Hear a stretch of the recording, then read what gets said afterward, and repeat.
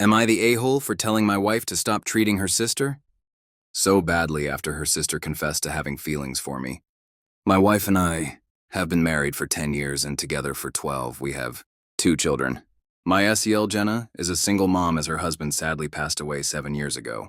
When Jenna's husband passed away, my wife and I provided support for Jenna and her daughter because it was a really traumatic time for them. Over the years, my wife and I spent a lot of time over at Jenna's house, and she would come over to our house. I also developed a really strong bond with my niece. My wife, my children, and I had a really strong connection with Jenna and her daughter, and we were a really tight-knit group. That was until a few months ago when Jenna confessed something to both me and my wife. We were all drunk and having a good time, and Jenna kind of just blurted out that she developed feelings for me. I was shocked, and Jenna just burst out in tears and said a lot of things, like how she was really grateful. I was a father figure to her daughter. I don't really remember too much from that night, except that my wife kicked Jenna out of our house after that.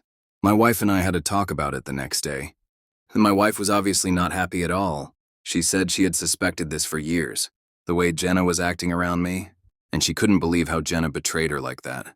My wife said we would cut off all contact with Jenna, and I did accept it. My wife told me to block Jenna, which I did. However, I feel like this whole arrangement has been a bit harsh, especially towards my niece. My niece has been texting me a lot, and I've showed my wife the texts, telling her it was unfair that we were punishing our niece too. My wife told me it was a consequence of Jenna's actions.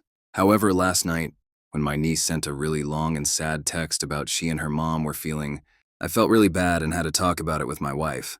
I told my wife to stop treating Jenna and her daughter so badly, especially after they both went through a traumatic time.